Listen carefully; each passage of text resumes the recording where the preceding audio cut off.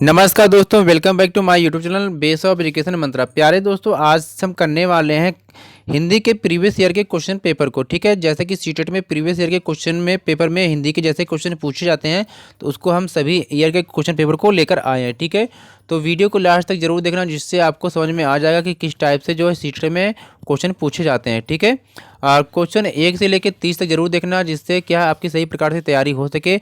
हमने CDP के या SST के सभी के प्रीवियस ईयर के क्वेश्चन पेपर को करा रहे हैं। चैनल पर पहली बार विजिट कर रहे थे, चैनल को सब्सक्राइब कर लेंगे, जिससे सभी प्रकार के क्वेश्चन पेपर आपको आसानी से मिल सके। ठीक है, देखिए होता क्या, आप जब तक पढ़ लेते हैं सभी प्रकार के टॉपिक को आप कवर कर लेते हैं, लेकिन जब तक क्या आप क्वेश्चनों की प्रैक्टिस या प्रीवियस ईयर के क्वेश्चन को नहीं देख पाते हैं, तो एग्जाम के लिए आपको काफ़ी समस्याओं का सामना करना पड़ सकता है। तो चलिए समय को ना गवाते हुए हम शुरू करते हैं। तो यहाँ से आपका ये जो 91 क्वेश्चन है, इसको आप क्वेश्चन नंबर 1 मानेंगे आप। ठीक है, तो चलिए देखते हैं। तो यहाँ पर हिंदी के लिए पहला क्वेश्चन दे रखा है, क्या कर रहा है कि उपचारात्मक शिक्षण की सफलता निर्भर करती है। आप सभी जानते हैं कि हिंदी में सबसे ज़्यादा क्या है कि पेडागोजी के क्वेश्चन पूछे जाते हैं। ठीक है, तो ऑप्शन इसमें जो हो जाए 51 क्वेश्चन में ऑप्शन सी सही हो जाएगा, यानी समस्याओं के कारणों की सही पहचान पर, यानी कि उपचारात्मक जो शिक्षण की सफलता समस्याओं के कारणों की सही पहचान पर ही निर्भर करती है। ठीक है, अब यहाँ पर नेक्स्ट क्वेश्चन हो जाएगा कि भाषा शिक्षण में पाठ्य पुस्तक क्या है, आपको बताना है। तो ये भाषा शिक्षण में जो पाठ्य पुस्तक होती है, एक साधन के रूप में कार्य करती है। ठीक है, चलिए क्वेश्चन नंबर 3 को देखते हैं हम कि हिंदी की कक्षा में प्रायः हिंदी तरभाषी बच्चे हिंदी सीखने में अनेक कठिनाइयों का सामना करते हैं। क्यों करते हैं? क्योंकि वे, ऑप्शन डी यहाँ पर सही हो जाएगा, कि वे प्रायः हिंदी और उनकी मातृभाषा की संरचना में अंतर होता है। ठीक है, अगला क्वेश्चन है क्वेश्चन नंबर 4 कर सकते हैं इसे, कि कहानी सुनाने में क्या करना चाहिए। ऑप्शन डी सही हो जाएगा कि कहानी सुनाने में बच्चों की कल्पना शक्ति व चिंतन शक्ति का विकास होता है। ठीक है, कहानी सुनाने से बच्चों की जो है कल्पना शक्ति एवं चिंतन शक्ति का विकास होता है। कहानी सुनते समय बच्चे उस परिधि में सोचना शुरू करते हैं, इससे क्या उनकी बुद्धि क्या है तीक्ष्ण होती है। ठीक है, अगला क्वेश्चन है क्वेश्चन नंबर 5 है कि बच्चों के लेखन कौशल का मूल्यांकन करने के लिए कौन सी विधि बेहतर हो सकती है, यानी कि बच्चों के लेखन कौशल का मूल्यांकन करने के लिए कौन सी विधि बेहतर हो सकती है।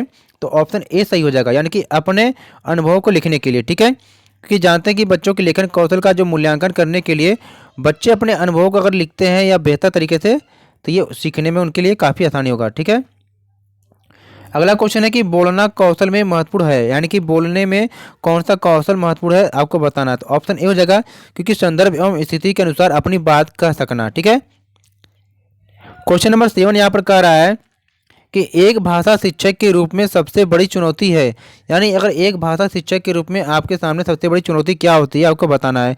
तो ऑप्शन डी यहाँ पर सही हो जाएगा कि बहुभाषी कक्षा के शिक्षण के लिए उचित रणनीति तय करना ही सबसे बड़ी चुनौती होती है। ठीक है, क्योंकि वहाँ पर अलग अलग भाषा के बच्चे आते हैं, अलग अलग परिवेश से आते हैं। ठीक है, क्वेश्चन नंबर 98 यहाँ पर करा कि एक समावेशी कक्षा में कौन सा कथन भाषा शिक्षण के सिद्धांतों के प्रतिकूल है, आपको बताना। तो यहाँ पर जब देखेंगे तो ऑप्शन डी यहाँ पर करेक्ट हो जाएगा। ठीक है, क्या कह रहा कि व्याकरण के नियम सिखाने में बच्चों का भाषा विकास शीघ्रता से होगा, यानी एक समावेशी कक्षा में व्याकरण के जो नियम सिखाने से बच्चों का भाषा विकास शीघ्रता से होगा, यह कथन भाषा सिद्धांतों के प्रतिकूल है। ठीक है, अगर आप चाहते हैं कि ये सारे क्वेश्चन की PDF आपको आसानी से मिल सके, तो हमारे टेलीग्राम ग्रुप को जरूर ज्वाइन कर लेंगे। ठीक है, और वीडियो को लास्ट तक जरूर देखेंगे, आप कमेंट करके जरूर बताएं कि वीडियो आपको कैसी लगी। ठीक है, चलिए, एक बहुसांस्कृतिक कक्षा में आप एक भाषा शिक्षक के रूप में किस बात को सबसे अधिक महत्व देंगे। ठीक है, तो ऑप्शन डी सही हो जाएगा, यानी कि बच्चों को भाषा प्रयोग के अधिक से अधिक अवसर देंगे। ठीक है, चलिए आगे देखते हैं। क्वेश्चन नंबर 10 को देखते हैं कि प्राथमिक स्तर पर कौन सा भाषा शिक्षण का उद्देश्य नहीं है। आप देखो, उद्देश्य नहीं पूछा, पेपर देते समय जो नहीं होता है उसको ध्यान से आप देखेंगे। तो ऑप्शन बी यहाँ पर सही रहेगा कि वर्णमाला को क्रम से कंठस्थ करना, क्योंकि यहाँ पर कोई भी चीज़ कंठस्थ करने के लिए नहीं कही गई है। ठीक है, तो प्राथमिक स्तर पर वर्णमाला के क्रम से कंठस्थ करना भाषा शिक्षण का एक उद्देश्य नहीं है, जबकि स्पष्टता एवं आत्मविश्वास के साथ अपनी बात कहना, उच्च संकेत चिन्ह का संबंध बनाना एवं विभिन्न संदर्भों में भाषा का प्रभावी प्रयोग करना शिक्षण के उद्देश्य के अंतर्गत आता है। ठीक है, 11 क्वेश्चन इसे कह सकते हैं आप, गृह कार्य के बारे में कौन सा कथन उचित है। गृह कार्य के बारे में तो ऑप्शन बी सही है कि बच्चों की क्षमताओं स्तर के अनुसार गृह कार्य दिया जाना चाहिए।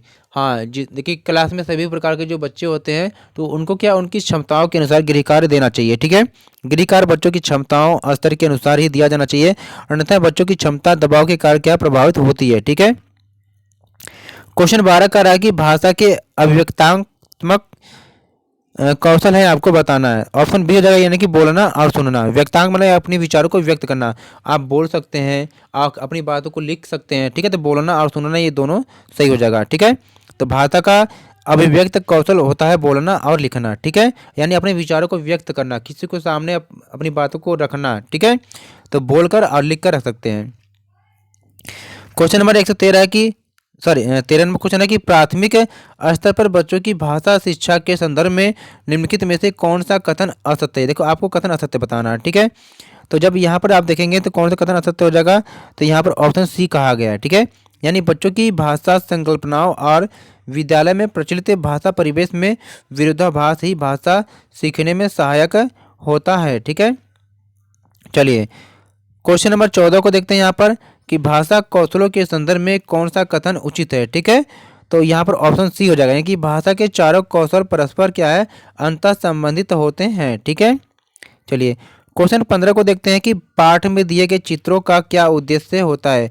पाठ में दिए गए चित्रों का क्या उद्देश्य होता है, तो ऑप्शन डी यहाँ पर सही हो जाएगा, यानी कि चित्र अमूर्त संकल्पनाओं को समझने में सहायता करते हैं। ठीक है, चलिए अब यहाँ पर हम क्या पैराग्राफ देखते हैं। इस पैराग्राफ के द्वारा जो है आपके क्वेश्चन पूछे जाते हैं। ठीक है,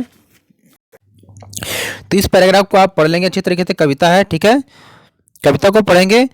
अब न गहरी नींद में तुम सो सकोगे, गीत गाकर मैं जगाने आ रहा हूँ, अतल अस्ताचल तुम्हें जाने न दूंगा, अरु उदयाचल सजाने आ रहा हूँ, कल्पना में आज तक उड़ते रहे तुम, साधना से सिहर कर मुड़ते रहे तुम, अब तुम्हें आकाश में उड़ने न दूंगा, आज धरती पर बसाने आ रहा हूँ मैं। ये सोहनलाल द्विवेदी के द्वारा कही गई है। ठीक है, अब इसमें जो क्वेश्चन इस कविता पर आधारित जो क्वेश्चन इसको देखेंगे कि गहरी नींद में सोने का अर्थ क्या है। तो गहरी नींद में सोने का अर्थ यहाँ पर क्या है कि बेखबर होना। ठीक है, गहरी नींद में सोने का अर्थ क्या होता है, बेखबर होना। अगला क्वेश्चन है कि कवि लोगों को कहाँ नहीं जाने देगा। तो कवि जो है लोगों को क्या है पतन की राह पर नहीं जाने देगा। ठीक है, कवि मानव में अपनी कविता के माध्यम से जीवंतता पैदा करता है, वह किसी को भी पतन की राह पर जाने नहीं देगा। अगला क्वेश्चन यहाँ पर कर रहा है कि कवि किस तरह के व्यक्तियों को संबोधित कर रहा है। तो कवि जो है जीवन की कठोर वास्तविकताओं से बेखबर लोगों को संबोधित कर रहा है। ठीक है, 119 क्वेश्चन है कि कवि लोगों को क्यों जगाना चाहता है। तो कवि लोगों को जगाना इसलिए चाहता है ताकि मनुष्य में गतिशीलता आ सके और वे प्रगति के पथ पर आगे बढ़ सके। ठीक है, अगला क्वेश्चन है कि अतल अस्ताचल तुम्हें जाने न दूंगा, यानी इस पंक्ति में कौन सा अलंकार है। देखो आपको अलंकार बताना है, तो यहाँ पर अलंकार अनुप्रास अलंकार हो जाएगा। अतल अस्ताचल तुम्हें न जाने दूंगा, इस पंक्ति में अनुप्रास अलंकार है। कविता का उपयुक्त शीर्षक आपको बताना है क्या होगा, तो उसका शीर्षक है जागृति। ठीक है, ऑप्शन डी सही हो जाएगा। अब यहाँ पर एक गद्यांश और दिया गया है, इसको भी देखते हैं। ठीक है, चलिए मनु बहन ने पूरे दिन की डायरी लिखी, लेकिन एक जगह लिख दिया सफाई वगैरह की। गांधी जी प्रतिदिन डायरी पढ़कर उस पर अपने हस्ताक्षर करते थे। आज की डायरी पर हस्ताक्षर करते हुए गांधी जी ने लिखा है, काटने की गति का हिसाब लिखा जाए, मन में आए हुए विचार लिखे जाएं, जो जो पढ़ा हो उसकी टिप्पणी लिखी जाए, वगैरह का उपयोग नहीं चाहिए। डायरी में वगैरह शब्द के लिए कोई स्थान नहीं है। ठीक है, जिसने जो पढ़ा हो वह लिखा जाए। ऐसा करने से पढ़ा हुआ कितना पच गया है यह मालूम हो जाएगा। जो बातें हुई हो वे लिखी जाए। मनु ने अपनी गलती का एहसास किया और डायरी विधा की पवित्रता को समझा। ठीक है, गांधी जी ने पुनः मनु से कहा, डायरी लिखना आसान कार्य नहीं है, यह इबादत करने जैसी विधा है। हमें शुद्ध व सच्चे रूप से क्या है प्रत्येक छोटी बड़ी घटना को निष्पक्ष रूप से लिखना चाहिए, चाहे कोई बात हमारे विरुद्ध की क्यों न हो। इससे हमें सच्चाई स्वीकार करने की शक्ति प्राप्त होगी। तो ये गांधी जी के क्या रोचक संस्मरण से लिया गया है। अब इस पर आधारित हम क्वेश्चन को देखते हैं। ठीक है, अब क्या देखते हैं क्वेश्चन को कि क्वेश्चन नंबर 22 का रहा कि मनु को अपनी किस गलती का एहसास हुआ है। ऑप्शन डी है कि उन्होंने डायरी में वगैरह शब्द का प्रयोग किया था। मनु को अपनी गलती का एहसास तब हुआ जब उसने अपनी डायरी में वगैरह शब्द का प्रयोग किया था। ठीक है। गांधी जी ने वगैरह शब्द पर अपनी आपत्ति क्यों जताई है। तो ऑप्शन सी सही है, वगैरह शब्द में कार्य और विचार की स्पष्टता नहीं है। यानी गांधी जी ने वगैरह शब्द पर अपनी आपत्ति इसलिए जताई है क्योंकि वगैरह शब्द में कार्य और विचार की स्पष्टता नहीं है। ठीक है। 24 क्वेश्चन यहाँ पर दे रहा है कि गांधी जी ने डायरी लिखने को इबादत करने जैसा क्यों कहा है। ठीक है। ऑप्शन डी सही है, क्योंकि दोनों में सच्चाई और ईमानदारी चाहिए। ठीक है। तो यहाँ पर देखेंगे गांधी जी ने डायरी लिखना इबादत करने जैसा बताया है। उनका कहना है कि डायरी लेखन से व्यक्ति अपनी छोटी से छोटी कमियों को स्पष्ट करता है तथा पश्चाताप करता है। इससे हमें सच्चाई स्वीकार करने की शक्ति प्राप्त होती है। ठीक है। अगला क्वेश्चन है कि डायरी लिखना इसलिए महत्वपूर्ण है क्योंकि इसमें व्यक्ति स्वयं का विश्लेषण करता है और स्वयं मूल्यांकन भी करता है। ठीक है। अगला क्वेश्चन है कि गांधी जी प्रतिदिन डायरी पढ़कर क्या करते थे। तो अगला है कि गांधी जी डायरी पढ़कर प्रतिदिन डायरी पर हस्ताक्षर करते थे और यह देखते थे कि व्यक्ति अपने कार्य और विचार में किस दिशा में जा रहा है। ठीक है। अगला क्वेश्चन है यहाँ पर कि प्रतिदिन शब्द में कौन सा समास है। तो प्रतिदिन में समास जो अव्ययी भाव होता है। ठीक है। प्रतिदिन में अव्ययी भाव समास है जिस समास का पहला पद अव्यय तथा प्रधान हो उसे अव्ययी भाव समास कहते हैं। जैसे प्रतिदिन में पूर्व पद प्रति और उत्तर पद क्या दिन है, यहाँ पर अव्ययी भाव समास होता है। ठीक है। 28 क्वेश्चन है कि पढ़ा हुआ कितना पच गया है का अर्थ यहाँ पर क्या है। यानी पढ़ा हुआ कितना आत्मसात हो गया है। ठीक है। अगला क्वेश्चन है यहाँ पर कि कार्य शब्द का तद्भव रूप क्या है।